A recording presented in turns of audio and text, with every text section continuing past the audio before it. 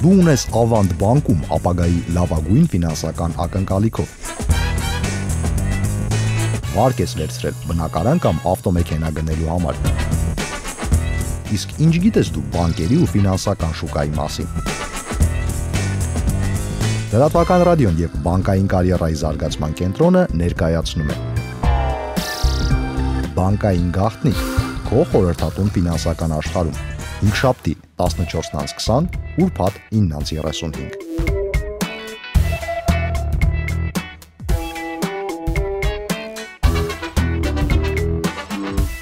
Լրատվական ռադիոյի եթերում աշխատանքն է սկսում բանկային գաղտնիքը տաղավարում եմ ես Սաթեն Միքայելյանը, բանկային կարիերայի զարգացման կենտրոնի ու Մալխասյան Consulting խորհրդատվական ընկերությունների հիմնադիր, այս հաղորդման հեղինակ Արման Մալխասյանը։ Ողջույն։ Ողջույն։ Պարոն Մալխասյան, մեր ռադիոլսողներից մեկով, այսպես հարցը չուզեց ձայնագրենք, բայց ես հիմա կփորձեմ մոտավորապես ձևակերպել, մի հարց էր եղել կապված հիպոթեկային վարկի հետ։ Հարցը հետևյալն է. ուզում են վերցնել հիպոթեկային վարկ առանց կանխավճարի ու կանխավճարի փոխարեն տունն են ուզում գրավ դնել։ Տունը գտնվում է Չարբախում ու դա խնդիր է հանդիսացել, բանկերը չեն համաձայնվում որպես գրավ վերցնել տուն, որը Չարբախում է։ Հիմա դա նորմալ երևույթ է։ Կարելի ասել այո, սակայն կան այստեղ մի քանի տարբերակներ, որոնք որ մենք պետք է ուսումնասիրենք։ Նախ, տուն հիպոթեկային վարկ վերցնել առանց կանխավճարի, ճիշտ ասած, ինձ ծանոթ չի նմանատիպ առաջարկ բանկերի կողմից։ Գուցե ես մի քիչ սխալ ձևակերպեցի, բայց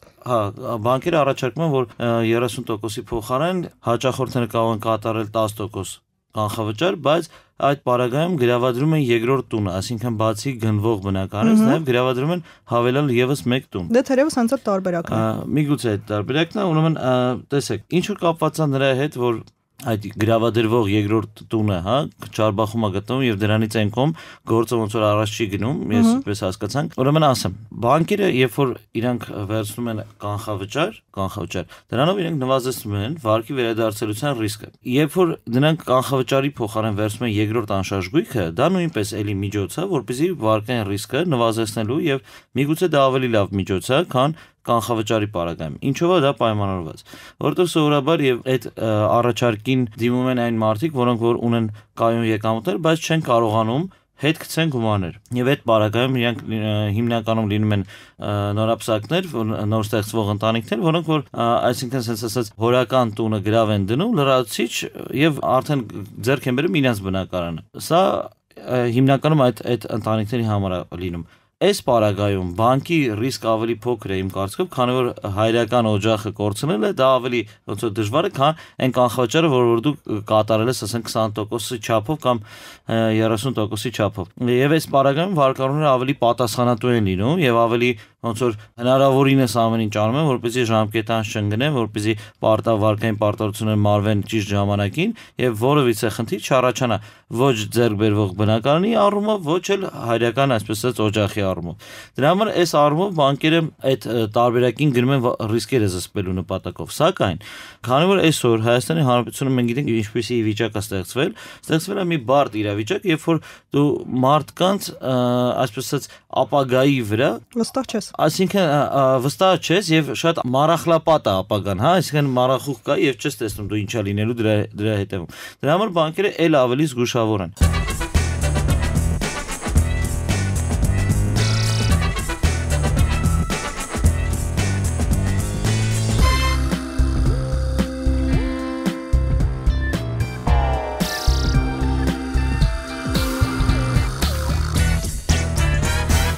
Կապված նրա հետ, որ իրանք կոնկրետ այդ Չարբախի տարածքում գտնվող բնակարանը չեն վերցնում գրավ, դա բանկի իրավունքն է եւ բանկի որոշելունն է եւ ռիսկն է,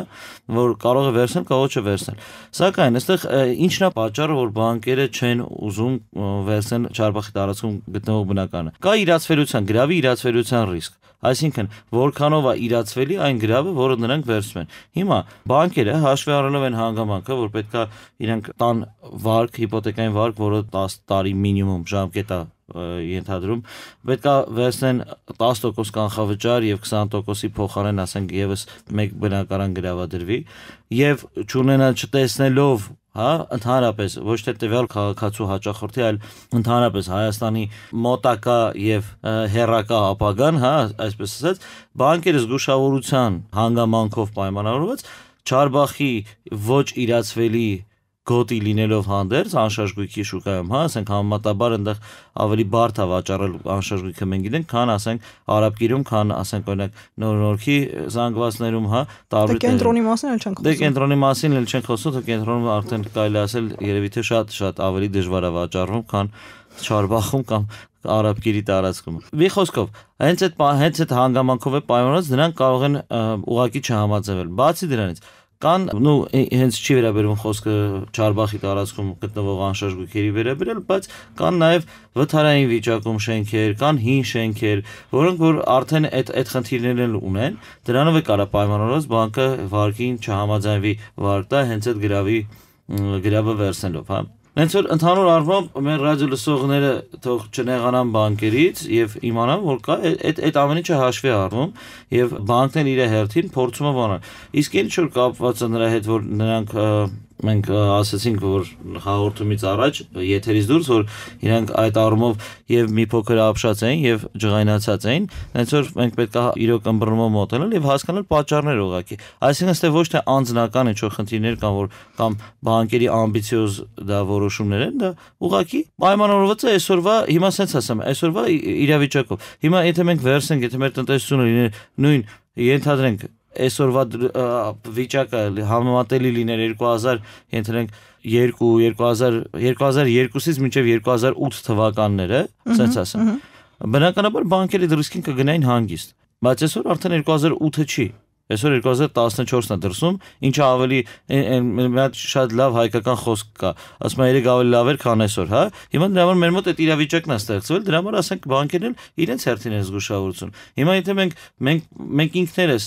մենք նույնիսկ վերցնենք այդ հարցը մեր վրա, էլի մենք ինքներս, մենք չիմանալու վաղը ինչ է սպասվում, մենք ինքներս որոշակի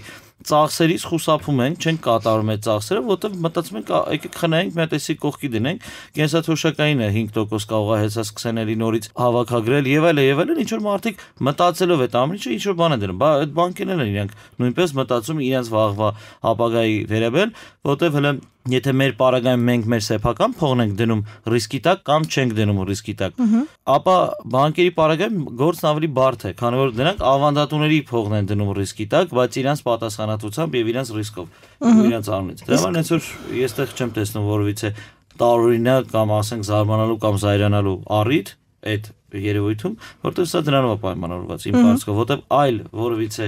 փաստացի եւ փաստական հիմնավորում չեն բերել այդ մարդկանց, որ ասեն, օրինակ գիտեք ինչ կա, ձեր եկամուտները չեն բաղում։ Դե եկամուտներին չեն հասել։ Այդ եմ ասում, դրա համար այդ եթե այդ միակ պատճառը դա է իրականում։ Ու ոչ միայն մի բանկ է դա արե, դա կարան անեն բոլոր բանկերը։ Ուտեղ զարմանալու բան չկա։ Իսկ հնարավոր է, որ ասենք ձեռք բերվելիք բնակարանը լինի ավելի իրացվելի, հա, գոտում, հա, Երևանում, ասենք նույն Արաբկիրում, ասենք եթե լինի, այդ ինչ որտեղ նշանակություն կարող է ունենալ։ Իհարկե շատ ճիշտ հարց էր, բայց կա sense մի հատ հետաքրքիր հանգամանք եւս։ Երբ որ մենք ձեռք բերվող բնակարանն ենք գրավ դնում, այդ ձեռք բերվող բնակարանը ըստ էության ինքը ապահովում է այն 70% վարկի վերադարձելությունը։ Իսկ այն երկրորդ լրացուցիչ բնականը, որը գրավադրվում է, դա ըստ էության ապահովում է այն 30% կանխավճարի փոխարեն, հա, այդ 30%-ի ռիսկը։ Հիմա, այսինքն այս պարագայում, այսինքն կարող ենք ասել, որ նա արդեն կոպիտ ասած այդ 70%-ն է ապահովում։ Էլ ուր մնաց այն 30%-ն էլ իր վրա ծանրությունը վերցնենք, էլի։ Դրա համար ասենք շատ դա կապ չունի, այսպես է ձեռք բերվող բնակարանը, դա կոպիտ ասած գործ ունի իր վարկի հետ։ Իսկ կանխավճարի մասով արդեն այն լրացուցիչ գրավադրվող բնակարանն է կամ անշարժ գույքն է։ Լրատվական ռադիոն եւ բանկային կարիերայի զարգացման կենտրոնը ներկայացնում է Բանկային գաղտնիք քո խորհրդատուն ֆինանսական աշխարհում։ Հինգշաբթի 14:20, ուրբաթ 9:35։ Լրատվական ռադիոյի եթերում շարունակվում է բանկային գաղտնիքը, խոսափողի մոտ եմ ես Սաթեն Միքայելյան եւ հաղորդման հեղինակ Արման Մալխասյանը։ Պարոն Մալխասյան, իսկ հիմա կարող ենք ասել Երևանում մասնավորապես որ համայնքներում են բնակարաններ իրացվելի։ Կենտրոնն էլ նույնիսկ ասացինք, որ իրացվելի չի։ Կենտրոնը ոչ թե իրացվելի չի, այլ ասենք, այստեղ տարբերությունը կանում է նրանում, որ ուղղակի եթե մենք բաժանում ենք ըստ գնային գոտիների, կենտրոնում հիմնականում ավելի թանկարժեք բնակարաններ են վաճառքի հանված եւ այդ վաճառքի հանված թանկարժեք բնակարանները, որոնք իրենց էությամբ նաեւ մեծ քառակուսիներ ունեն, սովորաբար բարձր գին են արժանում եւ այդ բարձր գին այսօր վճարող տան համար ինձ թվում է արդեն չկա եւ բացի դրանից օրինակ հիմա մենք մեր ռադիոլսողների ես համոզված եմ, որ իմ հետ կհամաձայնվեն, որ եթե օրինակ սրանից 10 տարի առաջ շատ հաճելի կլիներ, երբ որ մարդը բնակվեր կենտրոնում, որտեղ կային լիքը կանաչ գոտիներ, կար լիքը այգիներ, որտեղ կարելի էր մանգալ օդ շնչել, այսօր մեր կենտրոնը այնպես է ծանրաբեռնված, որ այնտեղ անգամ չես ուզում աշխատել, ապրելու մասին է խոսք չի կարող գնալ։ Սա իմ տեսանկետն է, բայց համոզված եմ, որ շատերը իմ հետ կհամաձայնվեն։ Ու բացի դրանից հետո եթե համեմատական կարգով մենք վերցնենք, ասենք կենտրոնում 100-120 քառակուսի մետրանոց բնակարանին դու վճարում ես այնքան գումար, որքան կարող ես վճարել, եթե մենք վերլուծենք, հա, գնային բանը։ Կարող ես վճարել, ասենք օրինակի համար քաղաքից դուրս մոտակա, ասենք շրջաններում, ասենք ամառանոցային գոտիներում գնես սեփական տուն, ասենք էլի նույն քառակուսու, եթե ոչ երկու անգամ ավելի, հետը ձեռք բերես մի հատ էլ մեքենա ու մոտարապես 2 տարվա էլ, այսպես ասած, վառելիքի քեզ գումար պահես, այդ դեպքում նոր հավասարվում է կենտրոնի տան գներին։ Բնականաբար, ասենք, եթե մարդիկ համեմատում են, տեսնում են, որ այնտեղ կարող են երկար ապրել, որտեղ այնտեղ օդ կա շնչելու, հա, ասենք աշխատել կենտրոնում, բայց երեկոյան օդ շնչել, ուրեմն բնականաբար նրանք գնում են ավելի շատ ամառանոցային գոտիները եւ սա բնական նորմալ երևույթ է, որը պետք է լինի, տեղի ունենա այդ ամենը, որովհետեւ յուրաքանչյուր երկիր, եթե մենք նայենք, ինքը տենց է զարգացել։ Իր մայրաքաղաքի կողքը միշտ մայրաքաղաքը ավելի կենտրոնացված է եղել բիզնեսի առումով, դրանից հետո սկսել են հարակից տարածքներում իրենք ոնց որ online-վել, այսինքն ալիքաձև, ալիքի էֆեկտով գնալ, հա, ու քանի հեռվանում է, այդքան բնականաբար ավելի թուլանում է ալիքը։ Այս նույն էֆեկտը լինելու է եւ կա Հայաստանում։ Մենք հուսով ենք, որ ասենք այդ ալիքը չի սահմանափակվի միայն Կոտայքի մարզի, ասենք, հա, այդ Արագածոտն, Արմավիրի մարզ, Արարատի մարզ եւ այլն, այդ մոտակա տեղերում, նաեւ այդ ալիքը կարող է գնալ ավելի հեռու քաղաքներ, նույնպես այդ նույն մարզերի։ Հենց որ այստեղ կենտրոնը ասում, ինքը դրանով է պայմանավորված, որ արդեն այդ հետո բացի դրանից այսօր այն մարդիկ, որոնք որ հիմնականում ներդրում էին անում, որտեղ մտածում են, որ իրենց հայրենիքում պետք է ներդրումներ կատարել, մարդ ունենա իր բնակարանը, շատ այսօր գնել են դրանք, այսինքն այդ մարդիկ են սպառվել եւ հետո հաշվի առնելով նաեւ տնտեսական իրավիճակը եւ այդ ամեն ինչը շատերը կան, որ նաեւ հրաժարվում են այդ մտքից, որ մտածում են ավելի լավ ոչ թե տուն ունենալ, այլ ուղղակի գալ 10 օր, 20 օր օրինակ գալ երկիրը տեսնել, Մասիսին նայել, հա, եւ ասենք դրանից հետո ասենք վերադառնալ նույն բնականon իրենց առօրեական կյանքին։ Այսինքն եթե Երևանի ծայրամասերում բնակարանը չի գրավադրվում, այլ մարզերից չենք է խոսում։ Մարզերում էլ է գրավադրվում։ Հիմա ես ասեմ, կարող է միգուցե մենք օրինակի համար Ձորախբյուրի ամառանոցային գոտիում տունը ավելի sense ասեմ մեծ հաճույքով եւ ավելի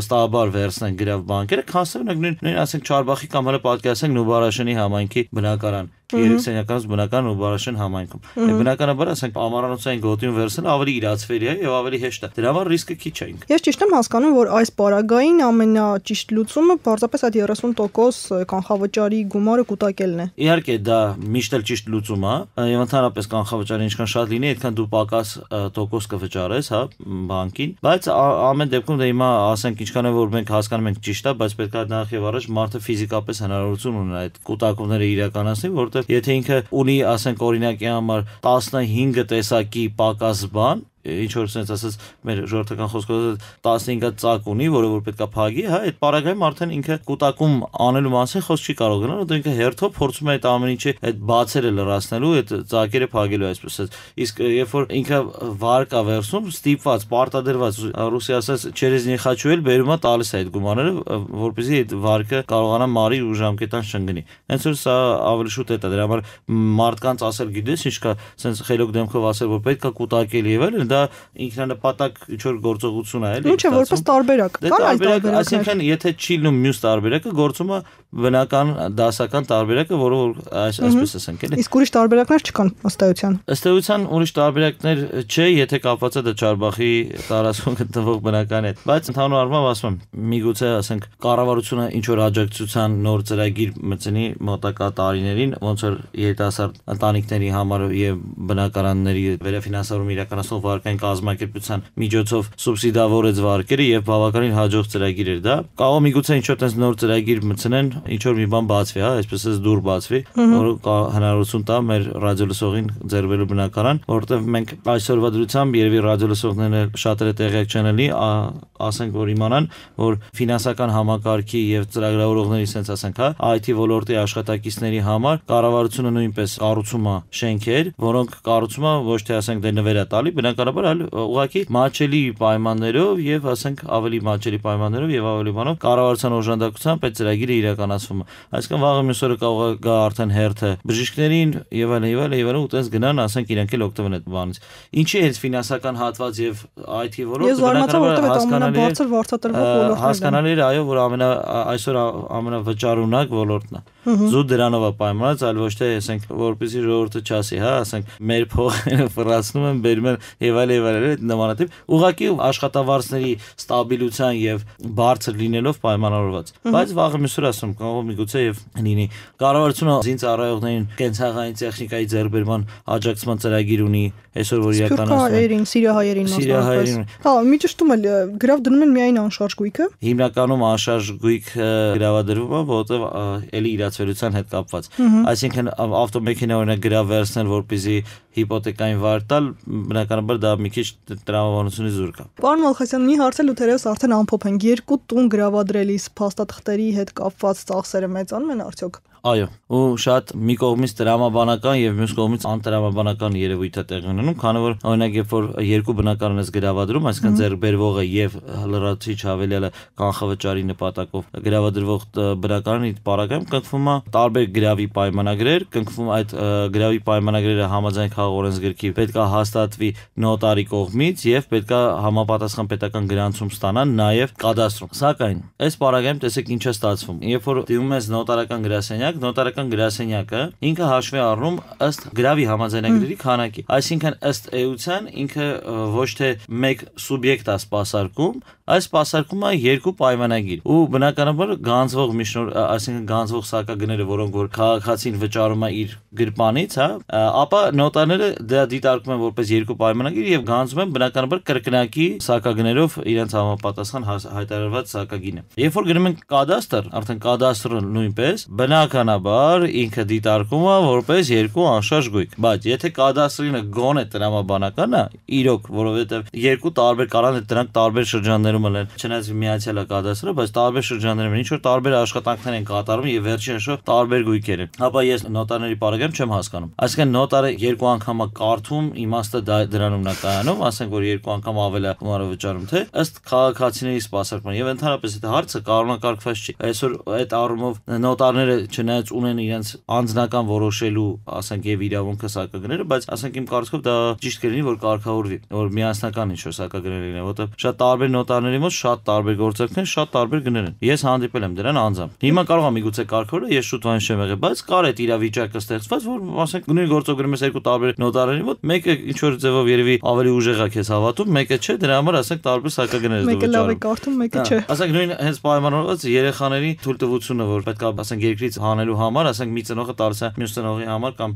տատիկ պապիկի համար լիազորագիր, որ արտասահման կարողանա գնա երեխան։ Ասում մի նոտարը մի սակագինը կիրառում այդ պարագայում մեկը մեկ այլ սակագին, բայց ըստ էության համ երեխեքն էին նույնը, համ հաճախորդներ նույնը, էլի։ Ու գործն էր ընդհանրապես ինքը նույնը։ Բայց ենթադրում եմ, որ դուք շատ վաղուց նոտարների մոտ չեք եղել, պարոն Մալխասյան, որովհետև եթե չեմ սխալվում, հնարավոր է սխալվեմ, այդ ոլորտի կարգավորման հետ կապված աշխատանքներ տարում էր կառավարությունում, հնարավոր է այս պահին արդեն մի քիչ կարգավորված լինի։ Ես հոգուս վրա մեղք չվերցնեմ, իրոք կարող է արդեն կարգավորվել, բայց որ դա իմ հետ պատահել է անձամբ, ես դա էլ չեմ կարող հերքել, որովհետև ճիշտ ասած պատահել է։ Դա հայկական իրականություն է։ Շատ լավ, շատ շնորհակալություն, պարոն Մալխասյան, կարծում եմ մեր ռադիոլսողը ամբողջությամբ պատկերացրեց իր անելիքը, չի նեղանա բանկերից, որովհետև ամեն դեպքում բանկերն էլ իրենց շահը պետք է իմանան, իրենց ռիսկերը գնահատեն։ Ավելի շուտ ռիսկերը գնահատեն, շահը այդքան մի քիչ առաջին հերթին շահը պատդելը չէ, ռիսկերը հասկանան։ Ֆինանսական գործարքներում երկուսն է համազոր են, եւ շահը եւ ռիսկերը։ Շնորհակալություն այս ժամի համար այսքանն էր։